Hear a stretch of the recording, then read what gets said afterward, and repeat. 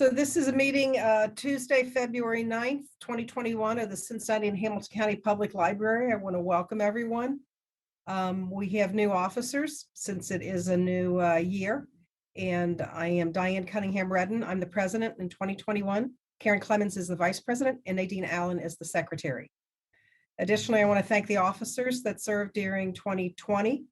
Monica Dona-Conan was president, Karen Clemens, vice president, and Elizabeth Lamacchia, secretary. Thank you for your work in the last year and all the other years you've served. So we have public comment tonight. Paula, yes? Yes, we do. We have just the one comment. Diane, if you'd like to briefly just read the opening section there about introduction of public comments. And then if you have the public comment, you can read it and I can time it or whatever works for you.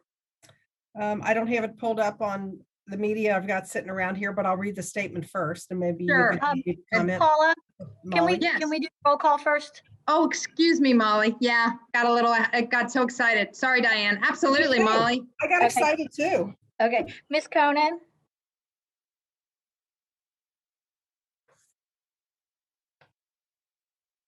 Here, thank you. Mr. Hendon?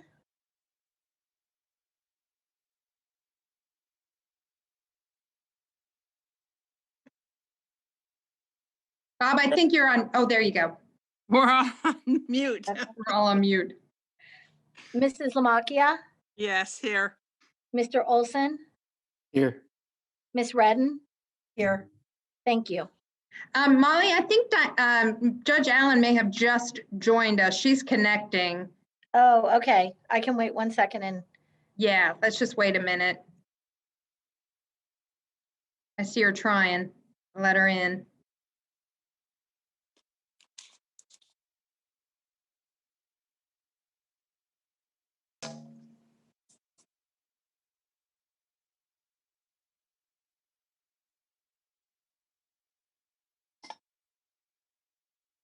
Hello. Everybody, I'm I'm- here. Wait a minute. I'll turn off. Excuse me. All right. I'm present now. Okay. I Hang have to on, get this Paula. other Thank thing to you. turn off. Okay. All right, here we go. Here I am. Okay, Molly just did the roll call, Judge Allen, and so All right. Diane, you haven't missed much. Again, if everybody can mute, and Diane, if you want to do the introduction, I'm happy to read the comment for today. Thank you. I appreciate that. So public comments. The Board of Trustees of the Public Library of Cincinnati and Hamilton County welcomes public input in its deliberations. The board further recognizes both the importance of public comment on issues before the board and the ability of members of the community to express their views on matters of interest to the library. We do have a full public participation policy, which includes a general 3-minute limit on comments. Please remember that public comments are for us to listen to you and your fellow community members. It is unlikely that we will make any remarks immediately. We need a chance to reflect on your comments, research subjects, and of course, to consider any relevant legal codes and issues. We will set an alarm and cease reading at 3 minutes. We ask commenters to be civil, and those addressing the board are expected to observe a level of civility and decorum appropriate for a public meeting, and refrain from vulgar, profane, or harassing remarks. The president of the board or other presiding officer may terminate any presentation deemed not to adhere to those standards. Thanks, Paula? Diane. Our Thank one you. comment for today actually was submitted from Cynthia Cole, who is the Director of Development and Communication, Legal Aid Society of Greater Cincinnati. And her subject is kudos to CHPL. Nick DiNardo, Managing Attorney of the Legal Aid Society, and I want to extend our thanks to the Cincinnati Hamilton County Public Library for your ongoing support in 2020 and this year in promoting our anti-eviction services. In addition, we are so pleased that you are open for in-person visits and provide free computer use, printing, and faxing. That is invaluable to our clients. We greatly value your friendly, welcoming staff who provide excellent service to our clients.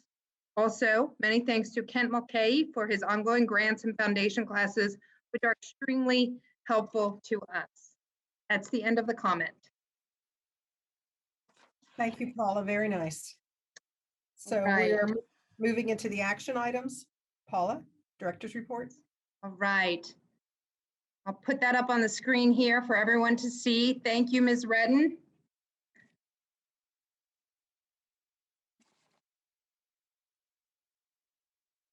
I'd like to start off with a year like no other, 2020, and brief review. For our library, like the entire world, 2020 brought events and experiences that challenged us in ways unexpected and unprecedented. From a pandemic that first developed approximately 1 year ago to protests following the death of George Floyd in the summer to an intense fall election season, 2020 demanded our best, and I believe we, our staff, our trustees, our leadership delivered.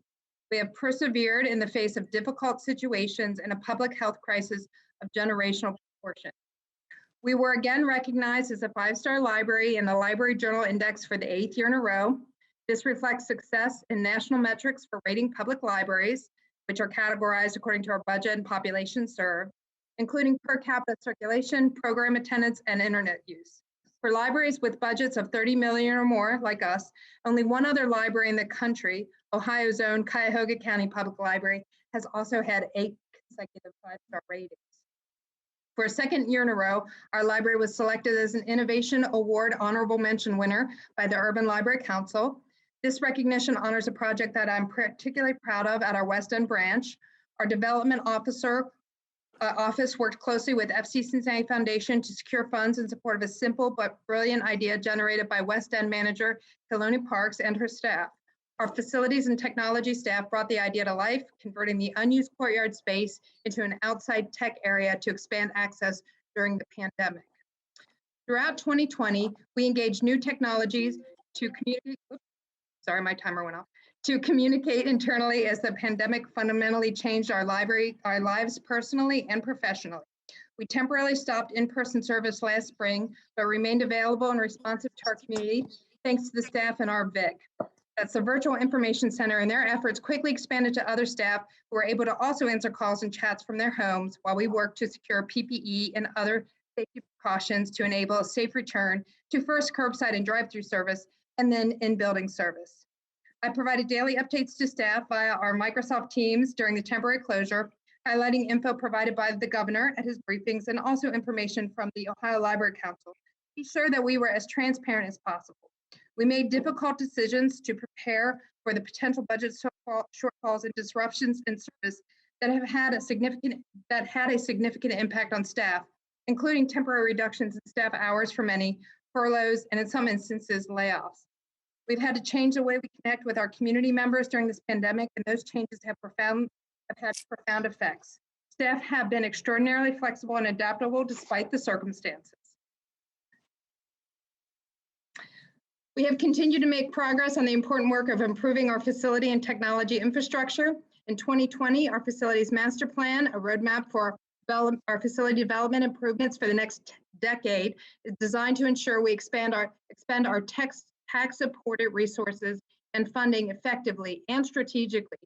Remain to focus with several projects currently underway, including Price Hill, Deer Park, and Walnut Hills renovations and expansions. Addressing our technology needs and opportunities was also a major focus last year. We implemented a new comprehensive online tool to enhance our customers' experience across the catalog and website. The new platform was launched in the summer, and we continue to gather feedback and modify this more flexible and robust tool. We offered an adapted summer program with a focus on providing books for kids and teens during our summer months, along with snacks and meals. This focus on food distribution has continued throughout the fall and the winter.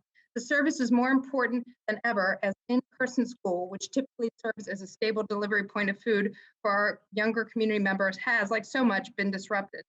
Through partnerships funded by community and nonprofit organizations, we've distributed 229,827 meals and snacks in 2020. The library's development work continues to provide support for our programs and services, with the Library Foundation endowment growing to $8,944,290 and donations and grants received by the foundation last year, reaching $417,123. We also began an intensive review. We also began an intensive review of the library in terms of diversity, equity, and inclusion. We engaged a design impact a local nonprofit social innovation firm who also worked with us on our FMP to hold listening sessions with our Black, Indigenous, people of color staff. We continue this important work and move to the next phase that will focus on an internal equity audit in connection with Jennifer Ingram, who you'll hear from later, of Calibrated Lens. I want to take a moment here to offer my personal thanks to our trustees, who among their responsibilities and obligations were engaged and thoughtful about many difficult decisions that faced our library during the past year. I also owe a great deal of thanks to 2020 Board President Monica Conan for her wise counsel, prioritization of the well-being of staff and community, and her often immediate availability for discussions as situations and issues quickly evolve. And of course, my deepest appreciation to our amazing supportive community. There are no words that describe my appreciation too for our staff members who have persevered during this time, other than to say thank you. I believe 2020 will continue to present challenges and opportunities. I'm confident that we will find new dynamic ways of serving our community. My next note here is about the state of the library. This year, our annual State of the Library was, like so much, a virtual event. I, along with several members of our leadership team here at the library, reviewed plans and priorities for 2020, including investing in staff, building those next generation libraries, connecting community members to resources and materials, and providing technology access and support to our community.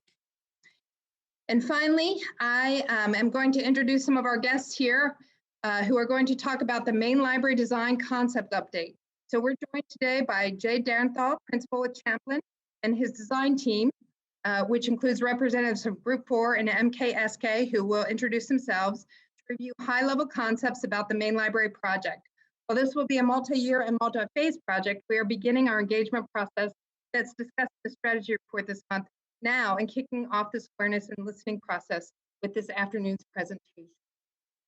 So with that, I'm going to stop sharing my screen, and I'm going to turn this over, I think, to David Schnee from Group 4, who's going to lead us into the presentation portion. Okay, and Paula, as you make me host so I can share my screen, I think Jay will do the introductions. All right, sounds good. Jay, on to you. Thank you, Paula. It's good to be with you. My name is Jay Darenthal. I'm a principal with Champlin Architecture in Cincinnati. We were involved in the facilities master plan, and we've done several branches in recent years. We also have on the team David Schnee with Group 4, who's going to be piloting the presentation, who's also the architecture firm that's responsible for the facilities master plan. And we have Rick Espy from MKSK, which is the landscape architecture firm that is part of the team that will be developing the ideas for the Vine Street Plaza design. So I will just start sharing my screen here. And do people see the title slide? Are people seeing the title slide? Yes. Okay, fantastic. We will begin our presentation. Let me get that moving. David, I'll give you a shout out when we hit 20 minutes, okay? Yeah. Okay, so we're going to jump right into our first of our four topics here, which is budgeting. And when we presented in the process of developing the master plan, we identified that the needs were generational, up into the perhaps 300 to 350 million in 2020 dollars, and that issue 3, which is the primary focus of the master plan, would just be the first major reinvestment towards those long-term needs. I mention that because as we go and look to the main library, we want every investment we make today to be good for more than a generation, and that we're going to look to work beyond what we'll be able to do in these initial phases to have lasting value, and that it will support and help give information for what you might need in the future. One of the illustrations that always shows the fantastic library system with this image with all of the libraries, the 41 locations by scale, shows that the main library has over half of the space. And the recommendations that came with board approval and developed through tremendous community input is putting over 3/4 of those resources, financial resources, towards the branches, but we are still making significant investments in the main library. And so we want to be describing here, and a lot of this is about managing expectations for what the main library scope will be. And so going in the next generation plan, we identified a series of small scale reorganization, if you can call 100,000 square feet a small scale, the infrastructure, which has been completed for electrical upgrades, the new skylight and elevator replacement, which Jay will talk about shortly, Vine Street Plaza, and new stairs in the atrium. Those were the main recommendations for it. And of course, atrium wayfinding was something that we heard throughout our engagement. Like, how do you get upstairs smoothly? Of course, Vine Street is not the best face, and all of the challenges that are really a factor of design about how the entry was sort of hidden, and you run a gauntlet to enter it. Where the opportunity was for this light makeover and public facing spaces. These were all what their priorities were. And we also look beyond what could be funded by issue 3 when we think long-term. This is the illustrations we talked about for possible public-private partnership on the Walnut Street frontage, where in addition to highly sought-after parking, a mixed-use development could possibly even provide a needed auditorium space. So we want to think what would happen if this were to happen in the future and make sure our investments support that. Jay, can you jump into this slide from here? Yeah, so it was identified early on that the elevators in the south building needed some work and needed some help. So there are 7 total elevators. All of those, except for 2 in the 50s building, are going to be modernized, meaning they're going to be upgraded in terms of their technology and their finishes. 2 of the elevators in the 50s building we're basically going to abandon. The image on the left shows a typical floor in the 50s building. And you can see that if you recall, there are 2 elevators that were basically, the doors opening into those elevators are gone because we're proposing that those elevators go away.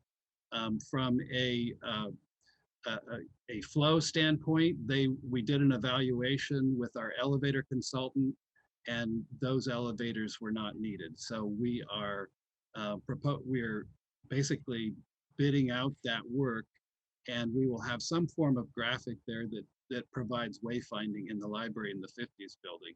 And you can see the image on the right is of the 80s building that shows an upgrade in the finishes.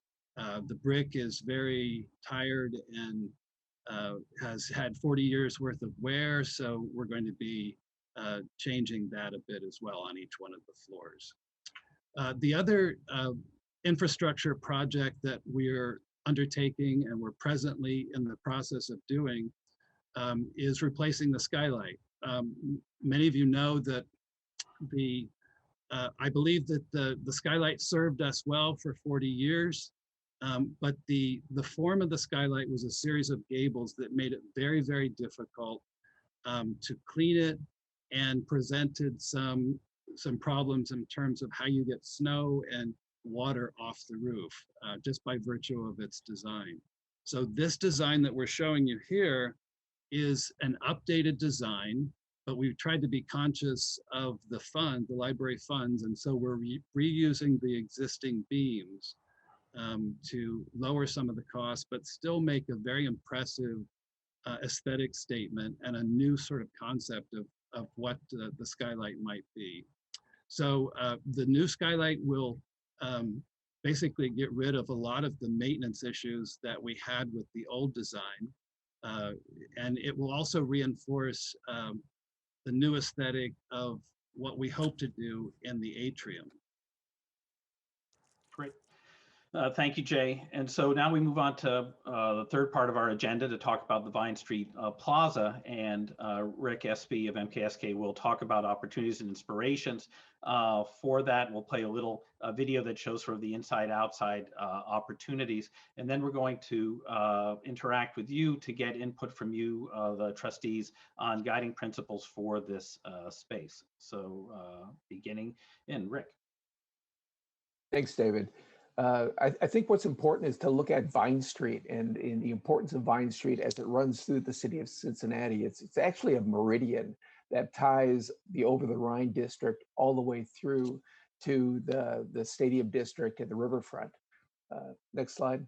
You can see here how it connects Over the Rhine and Washington Park through the Central Business District and Fountain Square all the way to the riverfront. And what's really interesting is how the library sits along this. Everything from the library is really about midpoint between Over the Rhine and the riverfront. It really creates that connective tissue that helps this kind of very great civic space run through the city. All the pieces of Piat Park, the new Court Street, and as I mentioned, the Fountain Square is that civic street is going to become really important, and that your frontage on this street is also incredibly important. Next. When you think about Court Street, that's currently under construction. They've reimagined what Court Street is going to be. Rather than having the parking in the middle of the street, they're widening out their sidewalks. They're going to have art, they're going to have performances, they're going to be able to close the street. And this is also adding to that activity and the strengthening of that Vine Street corridor and the Vine Street Plaza. Here you see Court Street to the north, Piat Park to the south, and the connection of the North Building Plaza, the Vine Street Plaza at the South Building, as well as your other green spaces that run around your building, and the rooftop gardens. There's actually 4 rooftop spaces that we're thinking about, and how all this really starts to create a beautiful civic space and a beautiful front door for the library. We all know what the library has today. It's a raised platform. Thinking about removing that platform, lowering it down, creating visibility from the corner of 9th into the building, and how all that can really start to create that great civic atmosphere. And I think it's really important to think about the interior and exterior pieces of this. Currently, the exterior of the building, the plaza really turns its back on the interior, and the thinking of that mezzanine space and its connection to the exterior and how that visibility get back and forth really can start to create a new front door to the library itself. And on this next slide, we're going to show you what it could be as done by architects before we have Rick and his team of landscape architects showing it. But we just took the model of the building, and we're going to play a little video here, which may come through to some of your computers a little bit jerky. Apologize for that. But it shows our north building where the children's garden is. That is a possibility that we're looking at comprehensively. The south plaza, after we've lowered the raised garden past 9th Street here, really creates a lovely, significant open space that we see. And how do you have increased visibility? The different area is of a modest size, not too small, not too large. Rick will describe this more, but shows how you can really see into the library, which you've never had before, talking about relocating the library entryway further north, as shown likely in this space, still aligned with the atrium. And what you see as we come in, that there's all sorts of opportunities that Rick's gonna tease out. But as we come in, expanding the glass walls down to the grade level here, and coming through and maintaining a new vestibule, and seeing how this, as we look at early inspirations for the grand stair, which we'll see in a moment, but really creating a very flexible space. The whole concept of this light makeover here talks about really creating almost like a branch-like experience where intergenerational library users can enjoy the library. These strong indoor-outdoor connections, possibly a cafe done with a partnership with someone else, getting a sense of, many people might not recognize that as you come in the glass, you have a 2-story space here, and opportunities for public art or graphic displays, and swinging back around. The elevators, as Jay was talking about before, could be just placeholders here for improved wayfinding, shown in some more brilliant color. seeing that the stair up, which is all private stairs, we might create a beautiful cascading stair here, which could include spaces and gathering spaces for some of the large scale events that happen periodically that the main library is famous for, and then intuitive wayfinding with the stair leading you up to each of the different levels. And so we don't know that everything you see here, we can be probably pretty sure that not everything you see here is not going to be fully affordable within the current allocations, but we're going to come up with proper cost estimating here for it to be a tool for administration and the board to prioritize, and again, always thinking towards the future. And so, Rick, back to you to tease out what are some of the opportunities. Thanks, David. I think here we're going to ask you to dream a little bit and think about kind of what those spaces that are inside the building or outside the building can really start to become. What are those plazas, and how do they really start to talk to the civic nature of this space? What are the activities? Could it be, fountains and water features? Can bookmobiles or book carts come outside? Do we have places for outdoor vending or food carts and food trucks? All those things are possibilities. Does it become playful, right? You can see here some swings that kind of dominate a space, whether you're playing cornhole or whether you're playing chess. Lighting becomes a really important piece of the overall safety and security of the space, but also creating a character. From blackboards to art, you can see here up in Toledo that the rings of art and how they kind of start to create a connectivity as you move through the space. Yoga, all those things I think are really great possibilities. What is the materiality of those spaces? Is it wood decking? Is it shaded? Is it sunny? All those things that we're starting to look at in the exterior spaces to see how the two pieces, the North Plaza and the South Plaza, can really start to talk to each other and create a really sinuous type of space.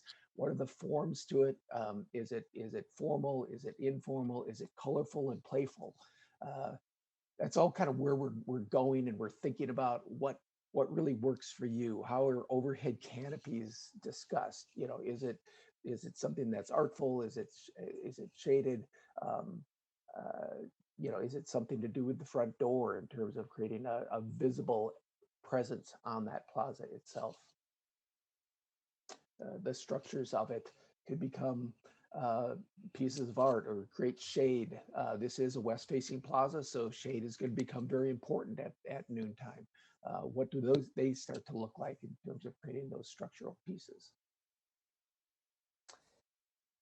Just like you've done for the Board of Trustees for the master plan principles inside the building, you came up with a half a dozen key pieces, key planning principles: maximizing access, transparency, customer focus, operational sustainability, industry-leading excellence, and diversity and inclusion for the interior. We want you to start thinking about the exterior as well. We've came up with 17 or 18 different thoughts for guiding principles on the Vine Street, and we'd really like your input here. Everything from being obviously accessible and safe, welcoming and inviting, civic-minded, community, vibrant, flexible, active, technology. Is it just technology for Wi-Fi out there, or is there more? Sustainability becomes really critical, and we like to think of it as a three-legged stool, from environmental sustainability to fiscally and operationally sustainable and socially sustainable. Everything that we've dealt with over the last year with inclusive and diversity becomes really important, and how that social sustainability can really talk to us and tell us about the exterior plaza. Is it something that's uniquely Cincinnati? Is it world class? Is there art? Does it become a destination within the city? And how connective is it to the rest of the city boundaries? Are there other phrases or words that come to mind for you to create these guiding principles? And what would you rate as your top 5 of these guiding principles? And Okay. David has put in the chat a poll, but I'm not sure if everybody has that. Some people are definitely commenting. I just want to make sure. I've seen Nadine and Greg, but if others can't see the chat, you can just give a shout out to those as well, I think. Right. What I might do, let's see if I can, I'm having problems seeing all the participants here. Paula, do you see all the trustees? Are you able to see all their faces? We might do a show of hands for it. And I might just, what we were thinking of doing is, as we had done with the previous slide for the principles for the master plan, is to ask each of you to choose your top 5. And I think for some reason the link I said might not be active. So what I'm going to do is I'm going to go down and Paula, do you see everyone's hands if they were to raise them? Or add another idea if it's not on there. I don't, let me see if I can get a view. For some reason today, I'm not seeing everybody. I can't necessarily, Okay. but I do have So we some have votes from in the. Greg, and we have from Nadine. That's great. And Diane. Let's see. Mrs. Lamakia, if you were to tell me what your 5 were. Well, I have to keep reading them a bit here. Okay, that's good. And Judge Allen as well, when you're ready. I think Judge Allen has put hers in there. Oh, yes, I see. Okay, very good. And Bob? Yep.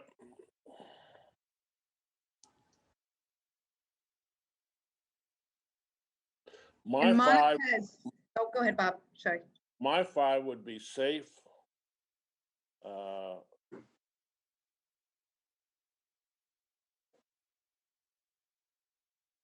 Welcoming and inviting, vibrant, technology, and art. Great.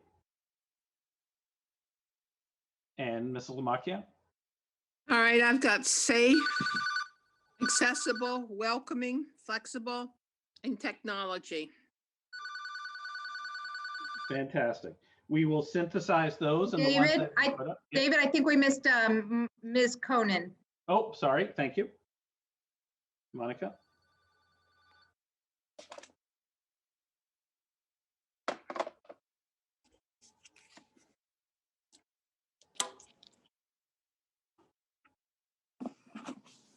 Trustee Conan, are you?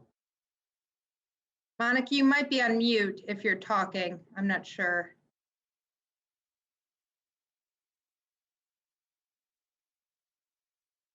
We can come back to Monica. Okay.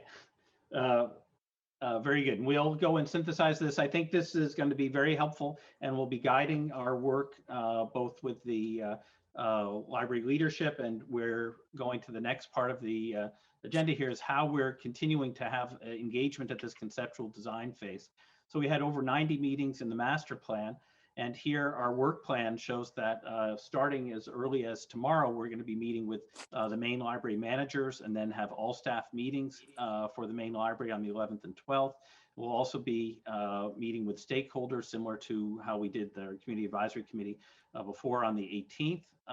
And there will be a open forum on the 25th for anyone in the public to participate. So we will share the sort of the guiding principles. And at this stage, this is all just at the conceptual level, with its purpose again to guide the budgeting and give you a tool for phasing. When projects move forward, like the skylight and the elevators, then we will have further engagement as the staircase makeover and Vine Street Plaza move into design phases. So at this stage, this is the input we're planning on having for that. And that concludes the presentation, and we're all here and available for any questions or answers that you have. That was exactly 20 minutes, David. So thank you. And while we're thinking of it, if you can throw me back to the host, we can still take questions for you. We did have the possibility of voting for some guiding principles, but if we have some trustees who would like to continue to think about that, we don't have to select the 5 tonight. We can always just agree that we will select some guiding principles for the Vine Street if that works. I would prefer it that way. I don't know. Can you hear Nadine? Yes. I think there's a lot that has been presented. I've had the opportunity to see these 3 times, I think now, and I'm still thinking about some of them. I wish we could have more than 5. There's a lot to think about. There you go. That's a great presentation. Thank you, guys. Thank you all. Really nice. Thank you. I Ms. just Rick- want to say one more thing. I wanted to say one more thing about, I was in Columbus and people were talking about the Dublin Library because they have done so many, they've integrated so many of the features we're talking about today that is like a go-to.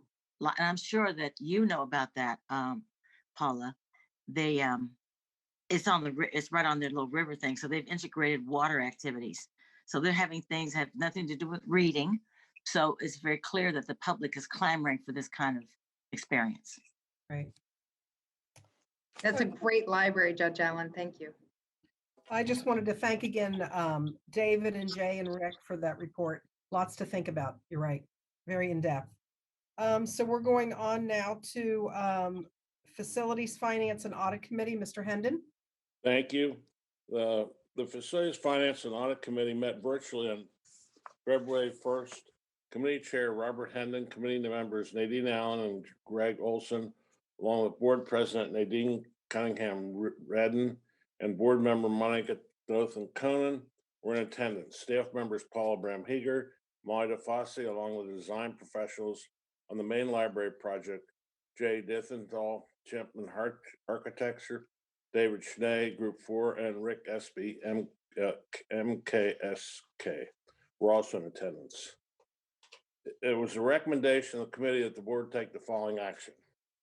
Okay, we've had the presentation. The first phase of the main library project includes key infrastructure elements of the main library, modernizing the elevators in the south building and replacement of the skylight. At the completion of facilities master plan, these projects have been determined as critical life cycle replacements. We had not completed a comprehensive replacement cost estimate. We began this process with the design professionals were engaged during the conceptual process. We determined the original placeholder of $2.5 million for both items, which was based on information from several years ago, was significant, out of date, and understated. During the conceptual design, the library worked with Chaplin and J.S. Held to identify a scope of both the elevator project, currently estimated at $3.2 million, and the skylight project, currently estimated at $3.1 million. The project estimates include the cost of construction, the CMR fees, and the CMR contingency, along with library soft costs, which include design fees, owner's reps fees, as well as owner contingency. In order to keep these projects moving forward, we're requesting the following. First of all, authorize the Eva Jane Remain CUM director to modify the current agreement with Turner Construction by a GMP amendment for the elevator replacement, GMP inclusive of CMR fee and CMR contingency equal to or less than $2,584,000. Authorize the Eva Jane Remain CUM director to modify the current agreement with Turner Construction via GMP amendment for the skylight replacement, GMP inclusive of CMR fee and CMR contingency equal to or less than $2,580,000. As a reminder, the agreement with Turner, as well as requirements for the Ohio Revised Code, call for open book pricing during the entire CMR process. Just Held, acting as the owner's rep, has been active during the estimating and bidding process to make sure that the library's best interests are represented. All right, now we need a motion. I move that we authorize these. I second. Diane. Okay. Miss Allen, Yes. Miss Conan? Yes. Mr. Hendon, Yes. Mrs. Lamakia, Yes. Mr. Olson, Yes. Miss Redden. Yes. Thank you. All right, moving on to the Madisonville Branch Project. Approve Megan Construction as a CMR for the Madisonville project and GBBN as the architect for the project. We intend to begin the design process, which will include community and staff engagement in spring of 2021. I move that we accept this. A second, Nadine Allen. Okay, I'm going to do an all in favor. So all in favor? Aye. Thank you. Moving on, Deer Park branch lease build out. Approve the Deer Park construction budget, including the contingency of 10%. The overall budget, inclusive of furniture, fixtures, equipment, and technology, is $5 million. We will award the construction of to Perkins Carmack with a bid of $2,941,000, including all 5 alternates. Authorize the director to approve change orders that do not increase the overall budget and to execute the certificate of substantial completion. All change orders will be reported to the board for confirmation. We expect the contracting details to be resolved by mid-February. Landlord is continuing with demo and will require abatement and working to replace the roof. We anticipate construction to begin as soon as the agreement is executed. I move that we accept this. Second, Betsy. And all in favor? Aye. Thank you. All right, the 2020 annual appropriations. Molly, you want to go through this? Yes, I will. We're requesting confirmation of the following revision in the CARES Act grant fund to increase supplies by 65,000, increase purchased and contracted services by 2,500, and then decrease capital outlay by an offsetting 67,500. This is for a revision that we had to do at the end of the year to wrap up the year. So I need a motion. I So move. to accept. Okay. Second. Okay. All in favor? Aye. Thank you. All right, revision of permanent fund principal balances, authorize revised Levisay permanent trust fund principal balance as follows. Principal is $35,000. No, $3,500. What? $3,500. Yeah, isn't that what I said? Okay. Okay, 3,500. 2020 donations, $995. The principal is $4,495. Need a motion to accept that? I so move. Nadine. Mrs. Lamacchia, did you second that? Yes. Okay. All in favor? Aye. Aye. All right, Molly, you want to go through this resources update? I will. So we are requesting to confirm the updated public library fund estimate for 2021 to $41,728,743. And this was already included in the updated report to the county. That's about, I can't remember the total, maybe 4 million higher than was originally estimated. So that's good news. And then confirm the modified reported resources to the county for the Daner Fund to a total of 1,000. And then authorize the following appropriation change to account for planned activity to complete the spending of the CARES Act Coronavirus Relief Fund for public libraries. On the revenue side, increase interest by $13.80. That's the total revenue increase. And then on the expenses, to increase the supply expenditure by $54,277.41, and then decrease the capital outlay by $7,096.10, with a net increase of $47,181.31. And that is to accommodate some cancellations and some changes late in the year and to spend the fund down. So I'll need a motion. I move we accept that. Okay, second? Betsy, second them. Okay, thank you. All in favor? Aye. Aye. Aye. Authorization to transfer funds. Authorize the transfer of the budget transfers of 22 million from the general fund to the building and repair fund during the year as cash flow permits, as determined by the chief finance and financial officer. I move we accept that. Second, Betsy. All in favor? Aye. Thank you. Aye. Okay, Fifth Third Bank Services Resolution. Approve the detailed resolutions provided by Fifth Third Bank as outlined in Exhibit A to be used with Fifth Third. This is a new resolution as opposed to the specified version approved by the Board of Directors in 2020 meeting for universal use. The previous resolution is as outlined at the top of Exhibit A. I move that we accept that. Second, Betsy. Thank you. All in favor? Aye. All right. Thank you. Energy retrofit update. Confirm the following change orders to account for allowances returned to the library that were not needed during the project. Preferred fire protection, $30,776. Need a motion for that?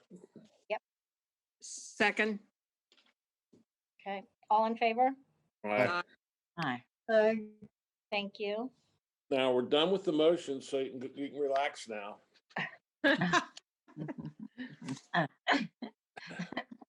Well, 4. Now for the Price Hill, these are for information only. The Price Hill Branch Accessibility Project. The exterior of the new branch is almost complete with installation of windows, lighting, and landscaping being racked up. On the interior, finishes are being completed. The elevator installation is in process. The furniture and technology installation is expected to begin mid-February. The branch is scheduled to be completed this spring with a target date the end of March and opening following shortly thereafter. We anticipate a complete list of change orders to be presented at the April 9th, 2021 board meeting. The Walnut Hills Branch Accessibility Project update.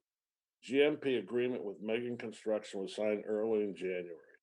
Final guarantee maximum price is $9,312,608, which is $135,091 less than reported at December 2020 board meeting. Decrease as a result of value engineering. The permit has been issued, the job site is being mobilized, and interior demolition is underway. Molly, you want to go through the 2020 year-end summary, please? Yes, I will. The table below represents the final 2020 available fund balances as were reported to the county in January 2021. The variances from the December 2020 report are the result of overall favorable actual activity as compared to the estimates. The bulk of the difference in the general fund is related to the PLF coming in better than had been anticipated. And then there's also a slight increase in the building and repair fund estimated amount because of some timing differences of when some things came through. And then the estimated resources in the general fund are increased to reflect the PLF that was noted earlier. All right, thank you. Welcome. All right, now the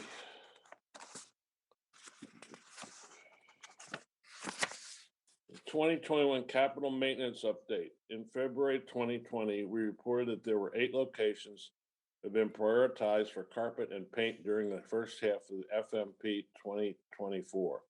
In spite of the pandemic, we were able to complete College Hill, Elmwood Place, Groesbeck, and Madeira during 2020. Going forward, the next 4 locations are Anderson, Corryville, Green Township, and Sharonville. We're currently working on the scope of definition for both Anderson and Corryville.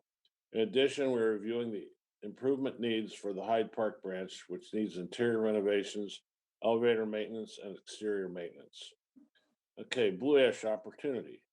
Blue Ash city leaders, along with the developers of a central piece of property in Blue Ash, have approached the library about being part of a new development. At this point, the library is learning more about the project, but no detailed plans have been discussed. All right, there's changes in the facility department. In mid-December, our capital project manager submitted his resignation and returned to his former employer. As circumstances would have it, we considered ourselves fortunate to have hired Kristen Payne, formerly one of the architects working on the Representative Fishback, for this role. During this time, we were evaluating the department needs going into 2021. Also in planning for FMP capital projects, branch refreshes, life cycle replacements, along with routine facility maintenance and ongoing requests for small projects, we determined there was a need to increase the resources of the facilities department. New facilities project manager role will provide direct oversight of the maintenance HVAC areas, along with another level of support for all library staff in providing service. This will provide the entire department the ability to allocate the resources necessary for all projects and routine maintenance. We have hired Angela Peterson for this project position. Angela was a construction manager at the library from February 2014 through June 2017. She left the library for a position as a facility operations manager for the Dayton Metro Library. We're very excited to welcome back Angela to our library. And that concludes my report. A lengthy one it was. Thank you, Bob. So now we are moving on to the informational items. Human Resources Committee, Judge Allen. Okay. Yes, retired Judge Nadine Allen, Chair, and also on the committee are Karen Clemens and Elizabeth Lamacchia. This is the Human Resources Committee report, and it's from Kyla Harden, our Human Resources Director. The first item is diversity, equity, and inclusion.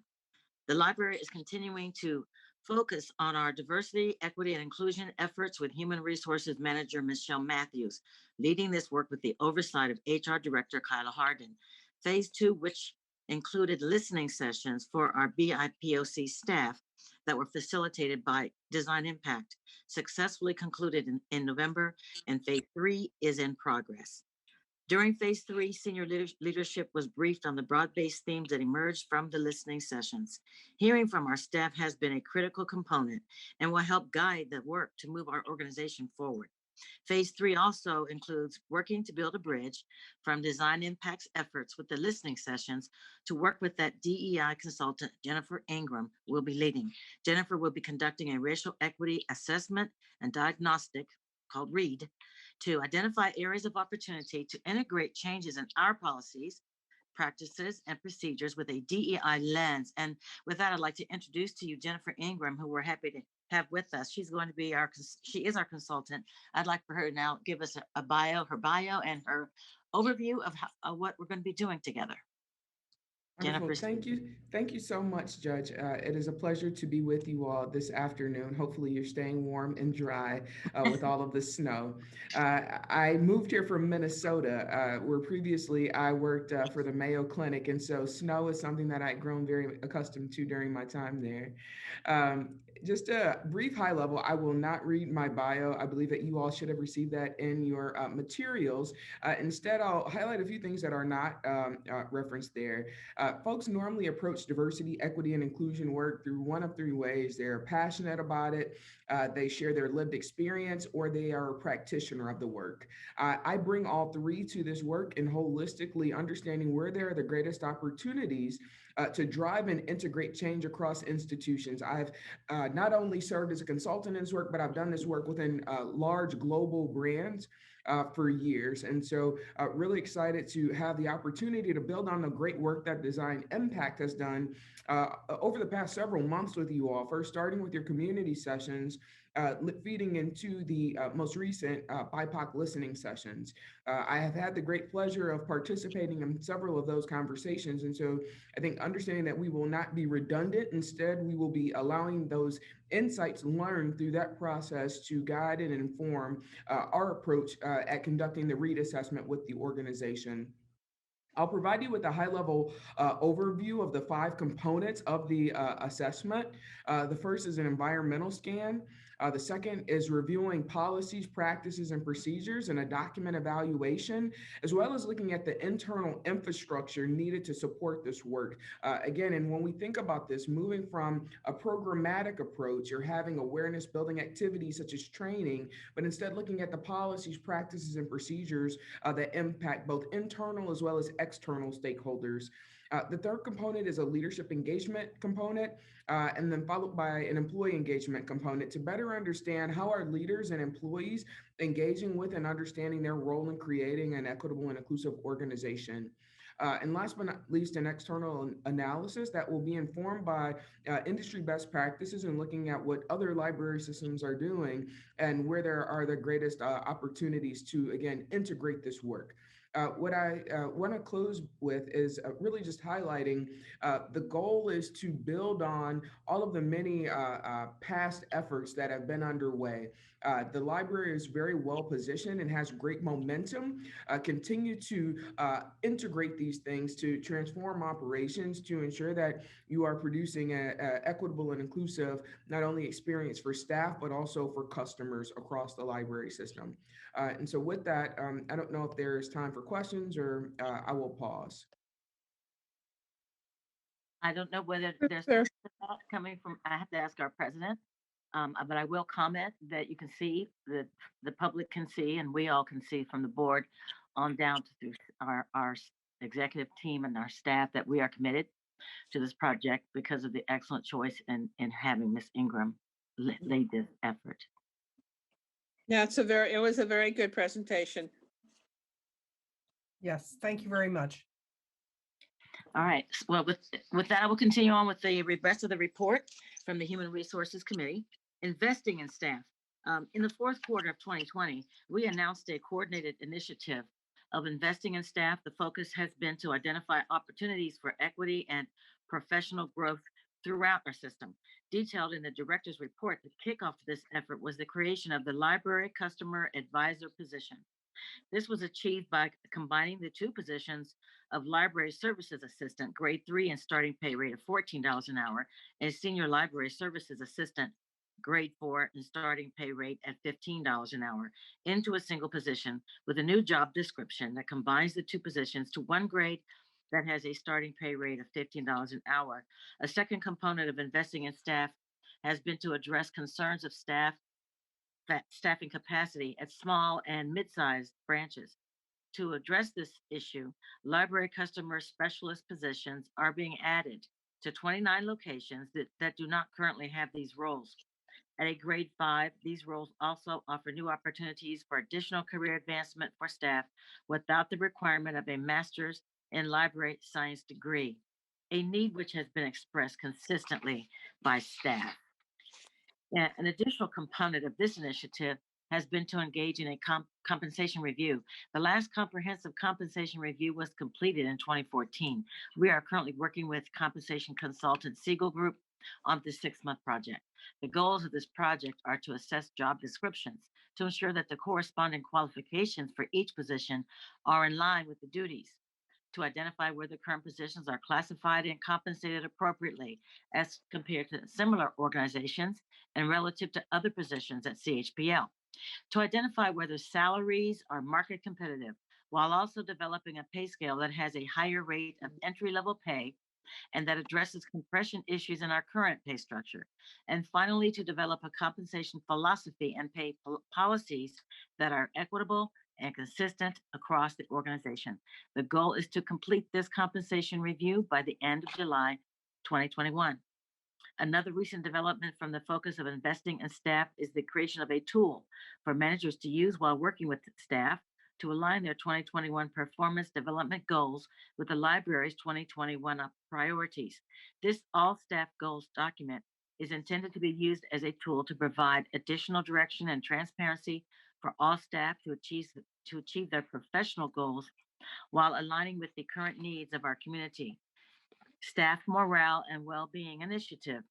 The Staff Morale and Recognition team is excited to coordinate the first of new quarterly well-being initiatives to promote overall health, staff health, connection, and support of one another. These needs were communicated strongly in our recent staff well-being survey, the goal of which was to find out how we can support our staff well-being during the pandemic. This quarter, we will be participating in the YMCA's Reset Challenge. The Reset Challenge is a free, I'll say that again, free 6-week program that offers virtual fitness classes, content for healthy living, national expert coaches, and once weekly access to the YMCA of Greater Cincinnati branches. Staff will be encouraged to sign up for this challenge through the YMCA and then to join the virtual library team to connect, support, and share fitness tips and healthy recipes with each other throughout this program.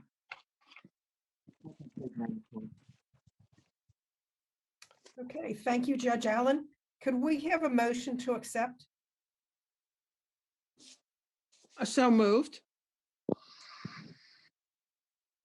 Second? I think Mr. I Henman. second. Okay, Okay, Thank you. and then all in favor? Aye. Thank you. Okay, so we are moving on. We're going to go out of order a little bit. And next up will be the Strategy Committee, Ms. Lomakia. Okay, today we have a featured manager, Maggie Kilman. She's a lifelong learning manager and leads a small but mighty team in providing the support and direction of the library system to develop the programs and services that foster personal community growth. She's been working in the Ohio libraries for over a decade and has a drive for developing the library programs and services that are rooted in the strengths of the community. Before she came to our library, she was a community engagement librarian at the Shaker Heights Public Library.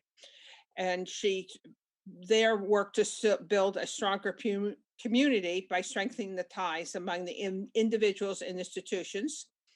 Maggie is also an active volunteer for the Ohio Library Council and has presented at conferences for the OLC and for the Public Library Association. Maggie, it's all yours.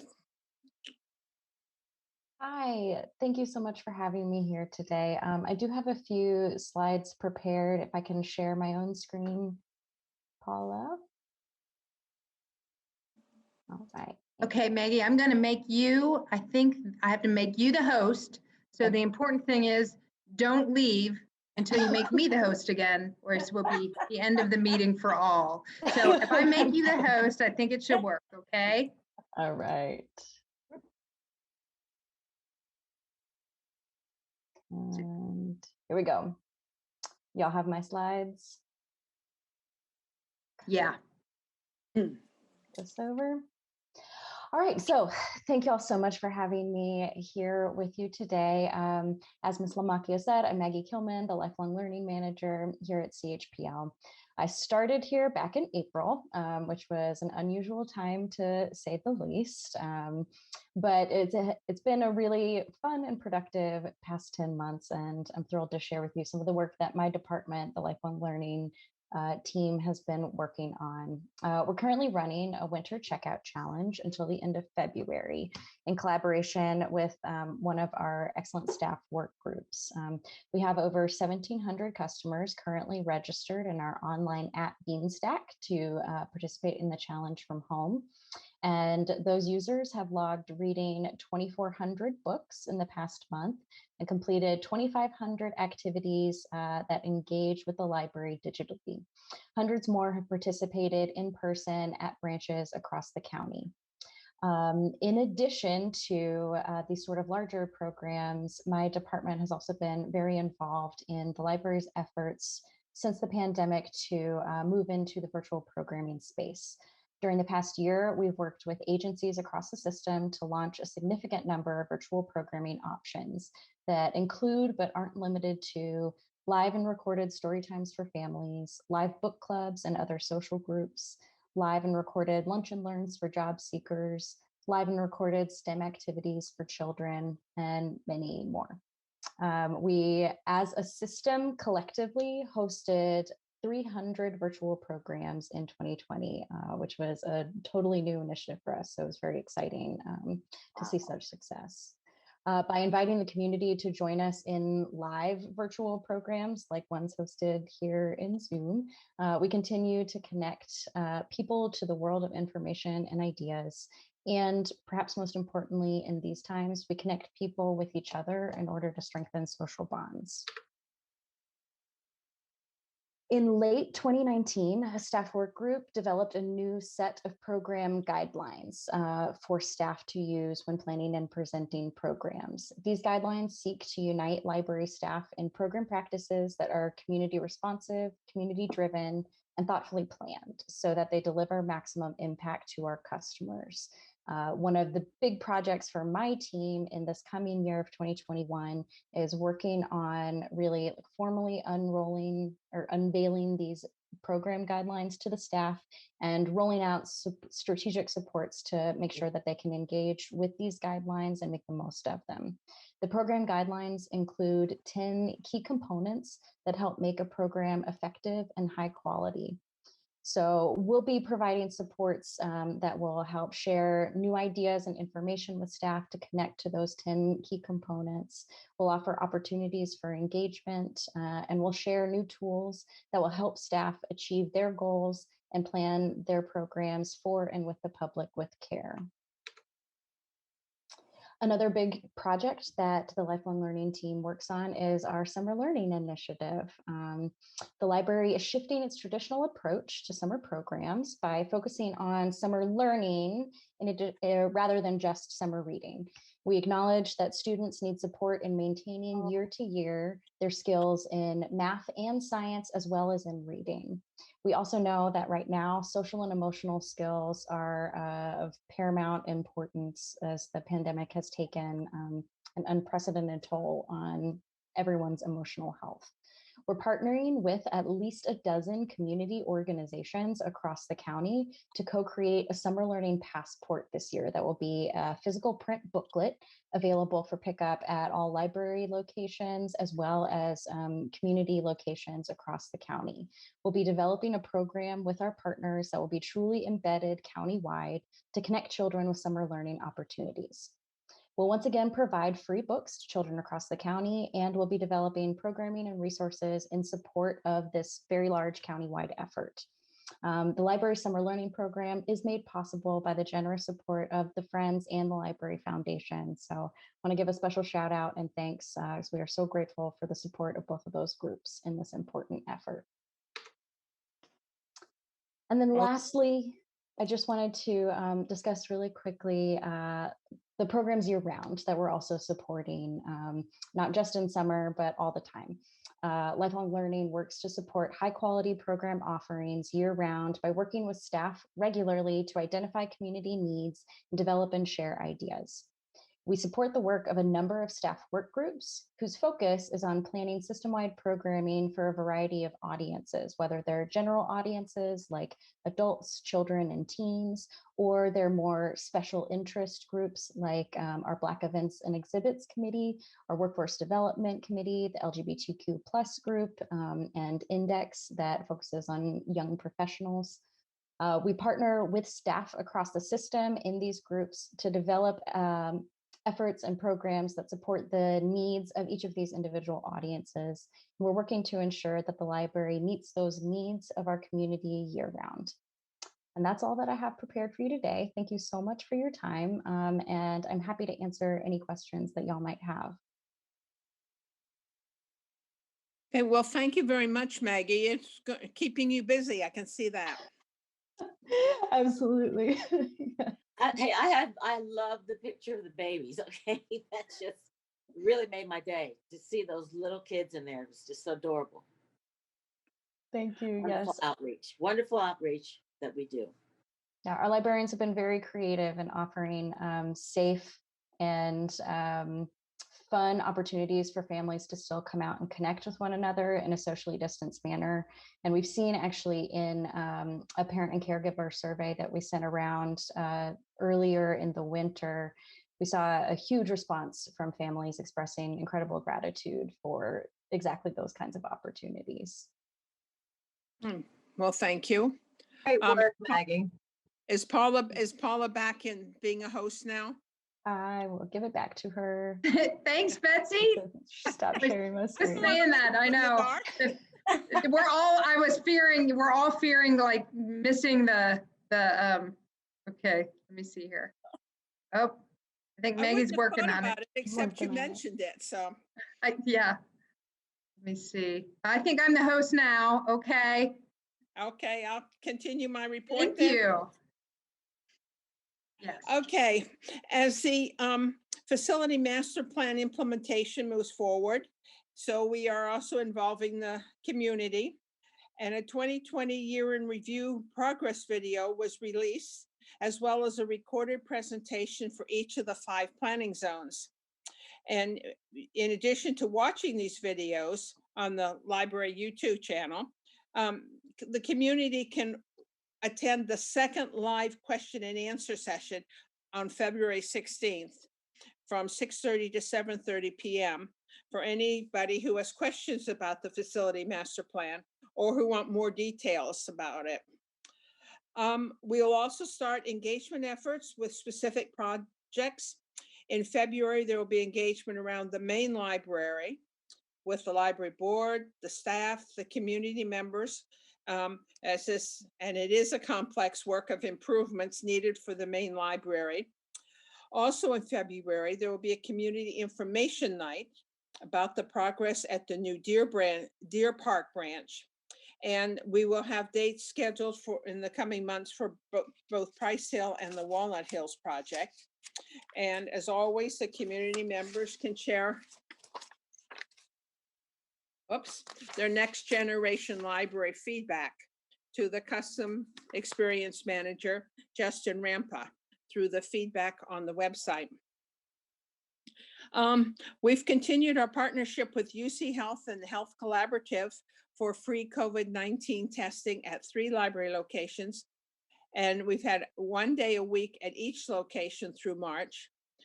Based on the collaborative's community needs, the Coreyville branch, Sharonville branch, and the Westwood branch are geographically advantageous in providing equitable access to the testing.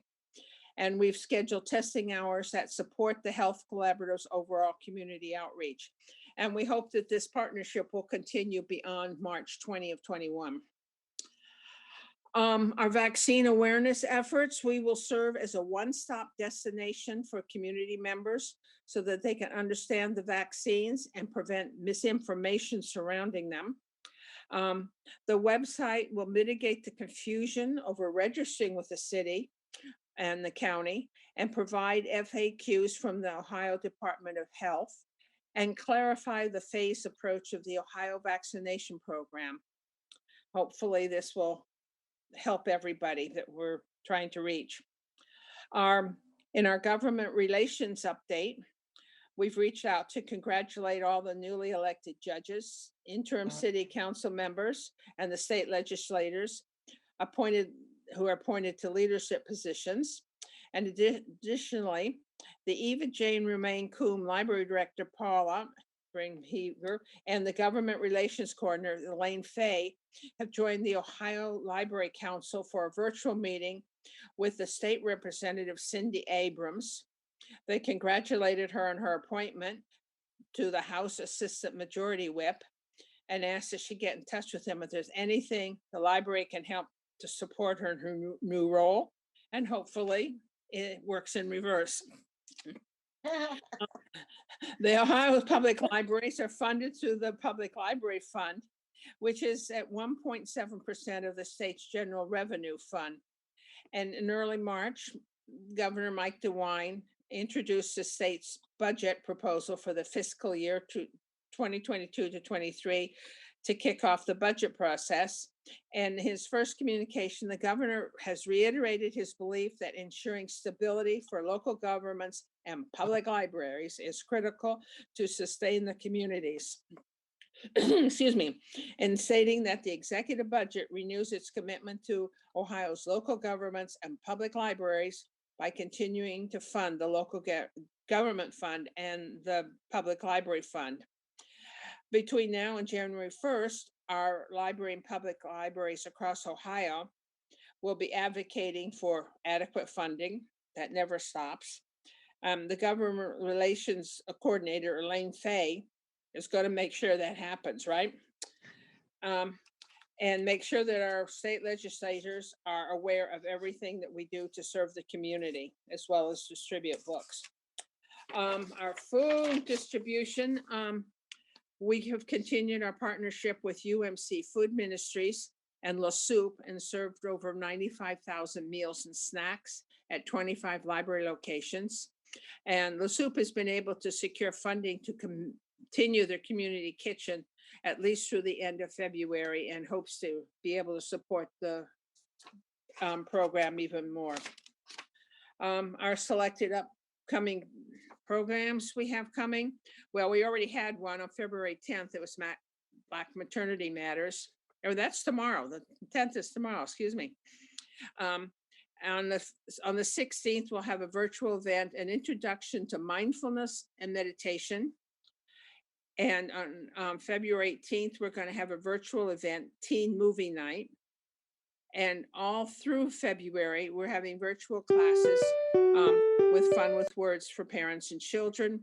And then in March, on March 3rd, incredible insects for the STEAM programs. Our new app launched for Apple and Android devices in mid-December has been installed at over 5,000 devices, and that rate seems to be increasing as we keep promoting it. And marketing is looking at the feedback provided by the customers and the staff and to determine how to organize the content. And since the launch of the new site, our blog has seen a 40% increase in page views. And thus ends my information only report. Thank you, Betsy. There's no action items to talk about, but would direct the board to the consent agenda items for a lot of good information. And H is the statistical highlights, if anyone wants to see some of that information. So next up is technology report, Mr. Olson. Hello, everyone. Let me go back to the screen. So this is from Holbrook Sample. The network security update, as announced in May of 2020, we continue to focus on email security, and we're rolling out multi-factor authentication for Office 365 to the entire staff. Multi-factor authentication is an effective means of keeping login and account information safe by requiring more than just a traditional username and password as one might have with online banking accounts. Personally, I do that with most everything I do.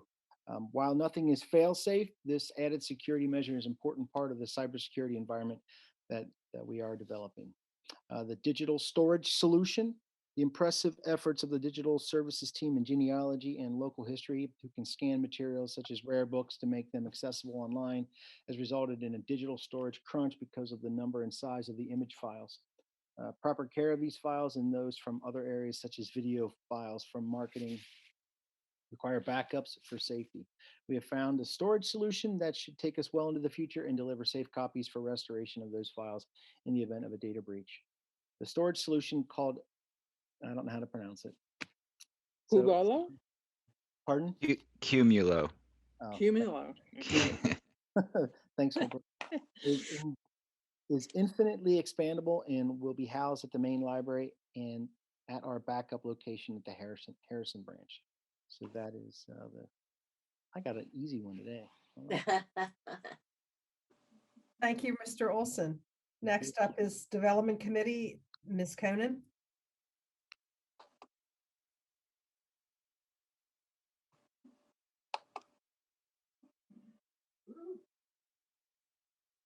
Thank you, Diane. All right.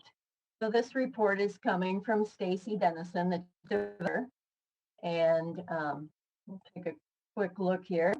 The library has been the grateful recipient of several gifts since December, including significant gifts from the Jones Family Trust, as well as the David N. and Ann Early Foundation, and the Bruce Family Charitable Foundation for the Marymount Branch Library.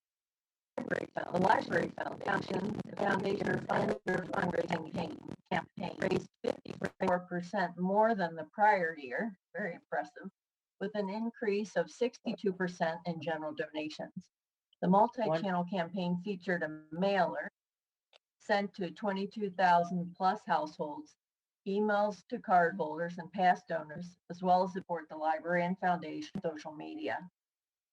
More than 960 donors supported the foundation, with a gift during the campaign. The foundation has also been the grateful recipient of several gifts since December, including significant gifts from the Western and Southern Financial Fund, the State of Jane Wall, the Wolgamuth Hershey Foundation, Orange Boy Inc., the Martin's Charitable Fund, the Preston Cates Fund of the Greater Cincinnati Foundation, and Cora Butler. With respect to the Friends of the Public Library, the Friends have reopened the warehouse for both shoppers and donations by appointment, with safety protocols for volunteers and customers. To thank the members for their support, let's see, designated February as Membership Appreciation Month, and all members receive 20% off of any purchases all month long. In December, the Friends won Cincinnati Magazine's Nonprofit of the Year Award in the book reading category. Congratulations. They have also been nominated for several categories in City Beat's Best of Cincinnati, with voting currently underway. In March and April, the Friends are working to schedule additional donate days at the distribution center, as well as at various branch locations. Because of all these activities, marketing awards, and donate days, the Friends are seeing many new customers at the warehouse. Anderson Township Library Association. The Anderson Township Association is also scheduling a donate day in late April at the Anderson Township Branch Library. And that's the end of the report. Thank you, Monica. You're welcome. Did Ms. Clemens join? She has not joined. I think we should go on to Monica, Ms. Redden. Okay, thank you. Monica, can you take this one as well? Sure. This is Thank the Operations Committee report from Brett Bonfield, the Chief Operating Officer. So we have some operations items. There is tax prep, and CHPL is partnering with United Way of Greater Cincinnati, along with volunteers from ARP, Ernst & Young, to help customers across the county prepare and file their taxes. The library worked with United Way to create a guide that walks low to moderate income customers through their tax filing options so they can choose the one. This program is connected to dozens of other community-based free tax prep sites, enabling our customers to choose the location and services that work best for them, even if that location is not a CHPL location.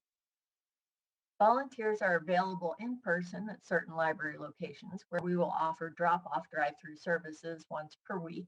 Some locations will offer same-day services and others a one. In each case, volunteers make sure that customers have brought all the necessary documents and information, scan the originals, them to the customers, and then prepare their taxes for them according to the timeline that's available at that library location. We also have 3 options for customers who are comfortable with computers. The library will offer free access to TaxSlayer, similar to TurboTax. We have remote coaching available at specific computers by reservation at several CHPL locations. And for customers who want a volunteer to prepare their taxes for them, we offer access to getyourrefund.org to anyone with internet access, including at all library computers. Have access to the library staff on site and in its virtual information center, as well as 24/7 access to United Way's 211 phone number if they need assistance. Our goal in greatly expanding service this year, including in communities where the traditional locations are located. Excuse me. Free tax prep aren't able to offer services because of COVID-19. Be a few minutes, The so. difficulty of filing taxes, This is the answer last report. questions, and connect customers to services that meet their needs. Customer service substitutes. Our lives hired 11 substitutes and will continue to hire additional substitutes as needed. After completing their new employee orientation and training, those working in this role will be required to be able to work at a minimum of 5 locations, though if able, can work at all locations as needed. They will also be required to work at least 8 hours per month and may work up to 29 hours per week, depending on our need and their availability. Locations that have a substitute work a shift will fill out a brief evaluation form about their performance so our library can ensure each substitute has the skills needed to serve our customers at the same high standard we have for all public service staff. We are looking at best practices of library behavior, and we're doing that with our peer, Metro Ohio Libraries, to ensure our standards of library behavior are current. Our goal is to update the standards of library behavior to reflect current best practices. Any proposed revisions will be reviewed by the prosecutor's office, and we anticipate submitting updates for board approval at the April meeting. At this time, we're not conducting a comprehensive update, but rather a targeted review. And that's the end of the report. Thank you. Thank you, Monica. So now what we need is a motion and a voice vote to accept the consent items. Betsy moves to accept. Second. Can I have a Nadine second? Howard. Nadine, okay. All in favor? Aye. Aye. Okay, and then I would make a motion to adjourn and a voice vote to approve. Move to adjourn. Aye. All in favor? Aye. Aye. Thank you. Aye. So now we have to move to a foundation correction meeting. Paula, do you want to explain, or Stacy? Sure, Stacy, you want to hop in on this one for us? Sure. This is just a real quick amendment to the meeting of the member that was held in December. We, as the foundation, updated the terms of directors, and instead of doing a 3-year appointment, we actually appointed them only for 2 years. So this is just a quick Scrivener's error to adjust that, to make sure that our directors are appointed for 3 years. Okay. Do you need a motion, or we just do it? I would like to make a motion. Betsy is moved. so moved. Second. Monica will second. Thank you, Monica. And I think you guys can just do all in favor. Aye. Aye. Aye. Thanks. I think that concludes our business. Yes, yes, Everybody good have a meeting. Happy Valentine's Day. Thank you all. No giant gaffes on the new presidents. I have big shoes to follow after coming on board a few years ago. So got it through my first meeting. Hey, Good yeah, job. congratulations. I'm going to be Great rewarded. Diane. I will be That was rewarded. I good. work on a reward system, so I think I have a What? reward sitting on the kitchen counter I right hate to now. I'd hate to follow in your footsteps, Diane. It was Well, outstanding. It's going to be soon enough, Nadine. It has a birthday coming up. Oh, yeah, that's right. You're Who always does? around the February meeting, Mr. Hendon. Oh, yeah. Correct, again, yes. yeah. Happy early birthday. Yeah. Happy Well, birthday. Getting a virtual donut from us right now. Virtual donut. good. Happy God bless 29th. Right. Thanks, everyone. Thank you all. Thank you. Thanks, everyone. Bye-bye. Bye.